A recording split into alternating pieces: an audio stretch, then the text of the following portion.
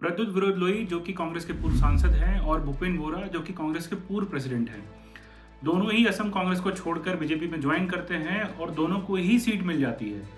एक को असम के दिसपुर से विधानसभा टिकट मिल जाता है और तुरंत वो चुनाव लड़ने की तैयारी में लग जाते हैं, और भूपेन बोरा को भी बिहपुरिया से टिकट मिल जाता है। और इससे समझ में आता है कि जो कांग्रेस के दो सबसे बड़े नेता हो सकते हैं गौरव गोगोई के बाद, वो कांग्रेस छोड़ चुके हैं। और इसका सबसे बड़ा इम्पैक्ट कहाँ हो रहा है? बीजेपी की तरफ हो रहा है। अगर कांग्रेस के ऐसे बड़े नेता जिनका की एक जनाधार है, जिनको की लोग जानते हैं असम में, वो छोड़कर अगर बीजेपी ज्वाइन करेंगे तो क्या होगा? और क्या अब बीजेपी सिर्फ इसी बात पे अपनी स्ट्रेटजी बना रही है कि कैसे कांग्रेस को तोड़कर अपने आप को मजबूत बनाया जाए, या कांग्रेस पार्टी ने बिल्कुल अपनी उम्मीदें छोड़ दी हैं कि उनके नेता जाते हैं तो जाएं, उन्हें कोई फर्क नहीं पड़ता है, या उनको लगता है कि चुनाव में नेता के आने जाने से फर्क नहीं पड़ता है, भले नेता का कद कितना भी बड़ा हो, चाहे वो सिटिंग एमपी हो और इतना बड़ा जनाधार लेकर जीता हो, या उनका कोई पूर्व प्रदेश अध्यक्ष।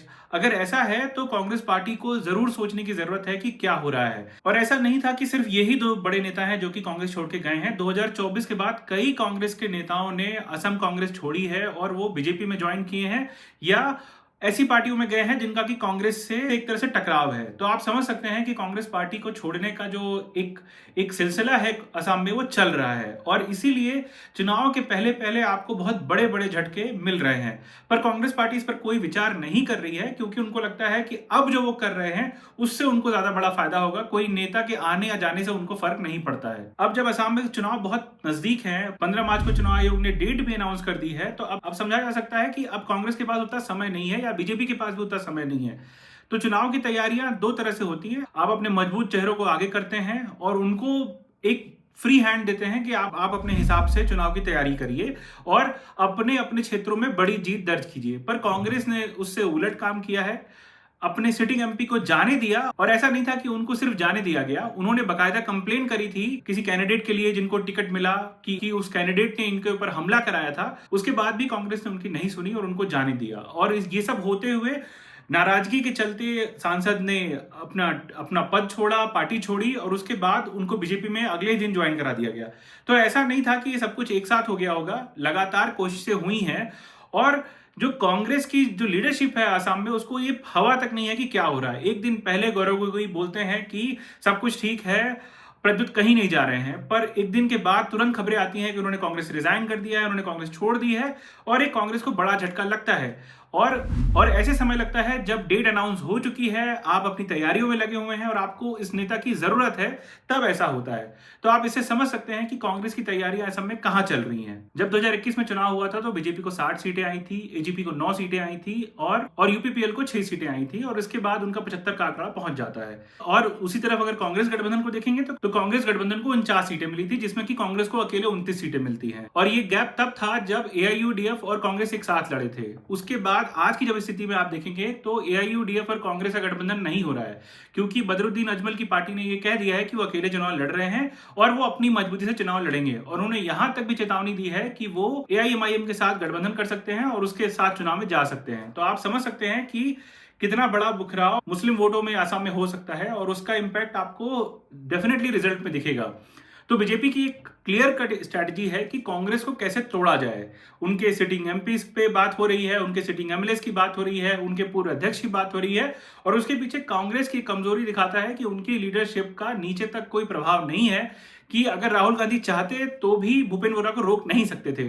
बाकायदा उन्होंने बात करी है, उसके बाद भी कुछ नहीं हुआ। तो आप समझ सकते हैं कि कांग्रेस ने उनको जाने ही दिया है, उनको रोकने की कोशिश नहीं करी है। और ऐसा नहीं है कि नेता सिर्फ एक पार्टी छोड़कर दूसरी पार्टी में जाता है तो कुछ चेंज नहीं आता है। उसके साथ जो जुड़ा हुआ काडर है, उसके साथ जो नीचे के लेवल पर लोग हैं, पूरा का पूरा एक महकमा उठकर जाता है। और ऐसे नेताओं की जिनकी ग्राउंड में पकड़ होती है, और वो जो अपने क्षेत्र में अपने कार्यकर्ता खुद खड़े करते हैं, उनकी पार्टी से लॉयल्टी उतनी नहीं होती जितना कि उस नेता से लॉयल्टी है।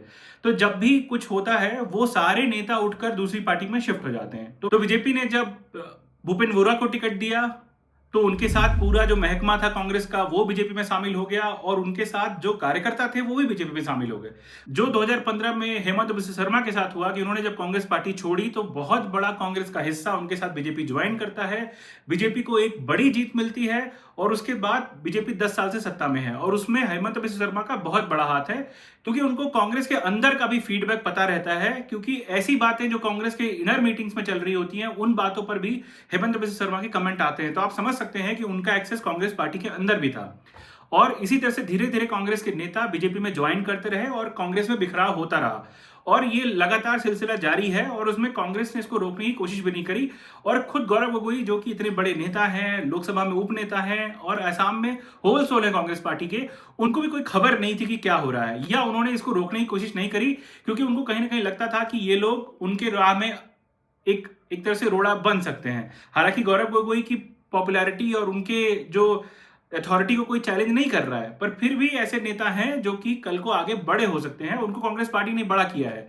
तो उसके लिए गौरव गोगोई कुछ कदम उठाते उसके पहले ही ये नेता कांग्रेस से जा चुके हैं। तो बीजेपी की एक स्ट्रेटजी है कि कांग्रेस अगर खुद से खड़ी नहीं होगी तो उनके खिलाफ कोई विरोध हो ही नहीं सकता है। तो अगर कांग्रेस ऐसी टूटती चली गई तो उनके पास अपने आप को खड़ा करने के लिए रिसोर्सेज भी नहीं होंगे, ना नेता होगा, ना एक काडर बचेगा जो कि उन नेताओं के साथ जुड़ा हुआ है। तो ये करते करते अगर बीजेपी चुनाव में जा रही है तो आप समझ सकते हैं कि कांग्रेस को कितना बड़ा झटका लग सकता है। उससे होगा क्या कि एंटी इंकम्बेंसी तो भले बीजेपी के खिलाफ है, 10 साल का शासन है, पर हार्वेस्ट कैपेसिटी ही कांग्रेस की उतनी कमजोर होगी कि वो चुनाव में कुछ कर ही नहीं पाएंगे। तो अगर आप एंटी इंकम्बेंसी को भुना नहीं सकते हैं तो आप सत्ता में वापस नहीं आ पाएंगे और यही हो रहा है कांग्रेस के साथ। उनको अपने अंदर के झगड़ों से ही फुर्सत नहीं है, उनके अपने अंदर के लोगों से जाने से इतना बड़ा नुकसान है कि वो आगे कुछ देख नहीं पा रहे हैं और इसका बहुत बड़ा इंपैक्ट है और वो हार्वेस्ट कैपेसिटी बिल्ड नहीं हो पा रही है। तो आप समझ सकते हैं कि अगर एंटी इंकम्बेंसी होती भी है बीजेपी के खिलाफ तो उसको कांग्रेस कैपिटलाइज नहीं कर सकती है, क्योंकि उनके पास वो नेता ही नहीं है जो अपने अपने क्षेत्रों में इसको कैपिटलाइज कर पाए। क्योंकि चुनाव आने वाले हैं तो अलायंसेस का भी घोषणा हो गई, उनकी सीट शेयरिंग की बात हो गई, तो बीजेपी ने क्लियर कट मैसेज दे दिया है कि वो 89 सीटों पे चुनाव लड़ेंगे। और उसके बाद उनकी जो सबसे बड़े सहयोगी है असम गण परिषद, उन्होंने भी 26 सीटों पे अपना अनाउंसमेंट कर दिया है। इस बार यूपीपीएल को बाहर करके बीपीएफ को इन्होंने जगह दी है अपने गठबंधन में और उनको 11 सीटें दी गई हैं लड़ने के लिए। तो आप समझ सकते हैं कि इस बार पूरी तैयारी है बीजेपी की और उनको ये भी लग रहा है कि अगर एक पार्टी जाती है और दूसरी पार्टी आती है तो उनको जो नेट नुकसान होगा वो जीरो के बराबर हो जाएगा। तो उनको इतना बड़ा नुकसान असम से नहीं हो रहा है और उनके गठबंधन में अभी भी मजबूती दिखती है, क्योंकि एजेपी और बीजेपी ऐसे दो गुट हैं जिनका की ज्यादा प्रभाव है और उनकी ज्यादा पूरे असम में पकड़ है। तो अगर वो दोनों मजबूत रहते हैं और एजेपी को भी पता चल गया है कि बीजेपी के बिना वो कुछ नहीं कर सकते हैं, तो वो लगातार बीजेपी के साथ लगे हुए हैं और उसी से उनकी राजनीति चल रही है। और एजेपी का एक बहुत बड़ा फायदा ये है कि बीजेपी तो माइनॉरिटी वोट को रीच नहीं कर सकती है, पर एजेपी कर सकती है। वो 26 सीटों पर चुनाव लड़ रहे हैं, 50% ऐसी सीटें हैं जहां पर उन्होंने अल्पसंख्यकों को टिकट दिया है। तो इससे जो माइनॉरिटी रीच है वो एजेपी के थ्रू बीजेपी कर रही है कि अगर बीजेपी अपना कोर वोट अपने पास रखती है और एजेपी को उन 13 सीटों पर भी फायदा हो जाता है तो एक बहुत बड़ा इंपैक्ट क्रिएट होगा यहाँ पर। और जो कांग्रेस एक बिखराव की बात हो रही है कि वहां पर मुसलमानों के वोट में बिखराव होगा, उसका कहीं ना कहीं फायदा एजेपी उठा सकती है, क्योंकि वो एक तरह से बीजेपी के साथ है पर उनका एक अपना पॉलिटिकल स्ट्रक्चर है और वो उस हिसाब से कैंडिडेट दे रहे हैं। अब बात करते हैं अपोजिशन के अलायंस की, जहां पर कांग्रेस 87 सीटों पर चुनाव लड़ रही है। तो आप समझ सकते हैं कि बीजेपी और कांग्रेस के जो सीटों का लड़ने का नंबर्स है वो लगभग बराबर है। और अगर आप वोट परसेंटेज में भी देखेंगे तो 3-3.5% का डिफरेंस है। पर डिफरेंस कहां क्रिएट हो जाता है? अलायंस में। आपके पास एक मजबूत अलायंस पार्टनर है एजेपी के रूप में जो कि आपको बड़ा एज देता है। यहां कांग्रेस के साथ दिक्कत क्या है कि पहले तो बहुत ज्यादा दिक्कतें होती रही। अखिल गोगोई ने एक बार अनाउंस कर दिया कि वो अलायंस में कांग्रेस के साथ नहीं जा रहे हैं, 15 दिन भी ये बात नहीं टिकी और आज अखिल गोगोई और ललन ज्योति गोगोई ने ये गोगोई का 3G अलायंस है उसमें वापसी कर ली है। तो एक तरह से एक मजबूती की बात जो कही जाती थी कि अगर ये तीनों एक साथ आते हैं तो कांग्रेस मजबूत होगी, वो कहीं ना कहीं कांग्रेस की कोशिश थी और इसीलिए इन्होंने अपने गठबंधन पर ज्यादा ध्यान दिया, ना कि अपने नेताओं पर।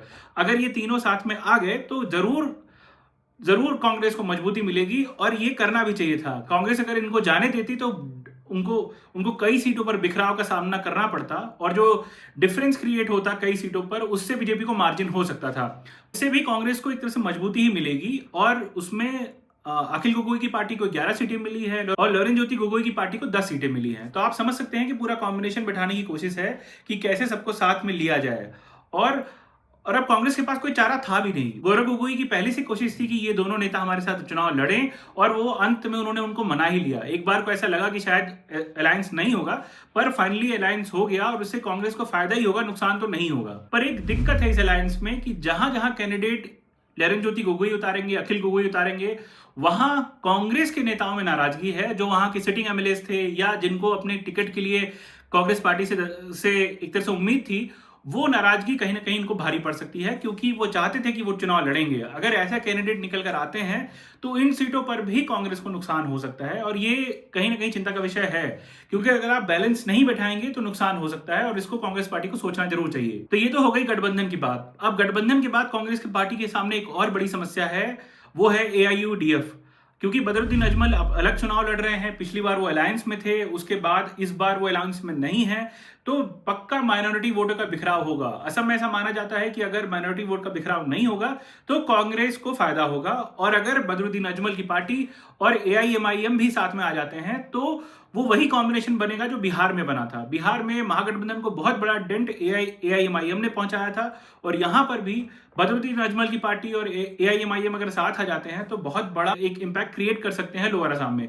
क्योंकि लोअर असम में अगर आप मान लीजिए सीट पर 50% माइनॉरिटी वोट है, अगर वहां बिखराव होता है तो वहां की कई सीटों पर बीजेपी और उनके गठबंधन को फायदा हो सकता है, क्योंकि अगर वोट इधर स्प्लिट होगा तो अगर सामने आपके पास मजबूत कैंडिडेट है तो वहां से सीट आप निकाल सकते हैं। तो और बीजेपी पहले ही कह चुकी है कि जो माइनॉरिटी सीटें हैं वहां बीजेपी बहुत ज्यादा ध्यान नहीं देगी, तो उनको यही उम्मीद है कि ये बिखराव हो और वहां से वो गेन कर पाए। तो ये क्लियर कट स्ट्रेटजी है, और कहीं ना कहीं कांग्रेस ये आरोप लगाती है कि बदरुद्दीन अजमल बीजेपी की बी टीम है। पर आप ये आरोप कैसे लगा सकते हैं कि पिछली बार आप चुनाव में उनके साथ गए थे, आपके साथ गठबंधन था, आज अगर आप उनके साथ नहीं है तो उसके पीछे भी कोई कारण होगा। पर वो सारे फैक्टर्स अलग हो जाते हैं अगर ये दोनों चुनाव लड़ेंगे तो माइनॉरिटी वोटों का बिखराव होगा, और ये तीनों फैक्टर्स अगर आप देखेंगे तो कांग्रेस को कहीं ना कहीं अपने लोगों में ही बिखराव से उनको नुकसान हो रहा है। चाहे पहले गठबंधन जो ठीक से नहीं बन रहा था उसको उन्होंने बनाने की कोशिश करी, उन्होंने बना लिया, अब माइनॉरिटी वोटों में अगर स्प्लिट होगा तो कांग्रेस को नुकसान होगा, और कांग्रेस के अपने नेता जो कि कांग्रेस पार्टी छोड़ के जा रहे हैं लगातार, उससे कांग्रेस को नुकसान हो रहा है। तो ये तीन फैक्टर ऐसे हैं जहां पर बीजेपी को गेन हो रहा है, और वो बीजेपी कुछ कर रही है इसकी वजह से नहीं हो रहा है, जो कांग्रेस के जो इवेंट हो रहे हैं उससे उनको फायदा हो रहा है। और ये बीजेपी वेट एंड वॉच की स्थिति में है कि अगर कांग्रेस में ऐसे बिखराव होता रहा तो उनको बड़ा फायदा होगा। तो अब बात आती है कि अगर आज की स्थिति में ऐसे ही रहता है तो किसको एज है, तो बीजेपी को क्लियर कट एज होगा, क्योंकि अगर ये तीनों फैक्टर काम कर रहे हैं असम में तो आप देखेंगे कि बीजेपी जो कि बहुमत के करीब पहुंच सकती है, और अपने गठबंधन के साथ तो क्लियर कट वो मेजॉरिटी ला सकते हैं। और जिस तरह से हेमंत बिस्वा शर्मा की पॉपुलैरिटी है असम में, उससे ये कहा जा सकता है कि वो अभी नंबर 1 चॉइस हैं, लोग भी उनको चाहते हैं, और उनके साथ एक बहुत बड़ा जनता का भी एक सपोर्ट है। तो अगर ये ग्राउंड पर मैसेज क्लियर कट रहता है तो बीजेपी की सरकार वापस आ सकती है और बड़े नंबर्स में आ सकती है। और अगर ऐसे ही ट्रेंड चलते रहे तो कांग्रेस पार्टी के लिए चांसेस सत्ता में आने के तो नहीं है। बस एक ही सिनेरियो हो सकता है, जिस तरह से लोकसभा चुनाव में AIUDF को लोगों ने नकार दिया और उनको वोट नहीं मिला, अगर उस तरह से कांग्रेस पार्टी ने विधानसभा चुनाव में मैसेजिंग करी और अपने वोटों को बिखराव से रोक लिया, तो वहां पर कहीं ना कहीं कांग्रेस के लिए चांसेस बनते हैं। और वो तभी बनेंगे जब आप जनता तक ये मैसेज पहुंचा पाएंगे कि आप ही वो पार्टी है जो बीजेपी को हरा सकते हैं।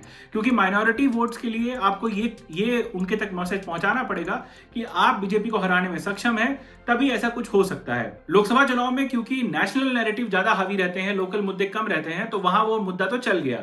पर जब विधानसभा चुनाव आएंगे और आपके सामने हेमंत बिस्वा शर्मा और गौरव गोगोई आमने सामने होंगे, तो यहाँ सिनेरियो जरूर चेंज होगा, और उसके लिए कांग्रेस पार्टी जरूर अपने आप को तैयार कर रही होगी।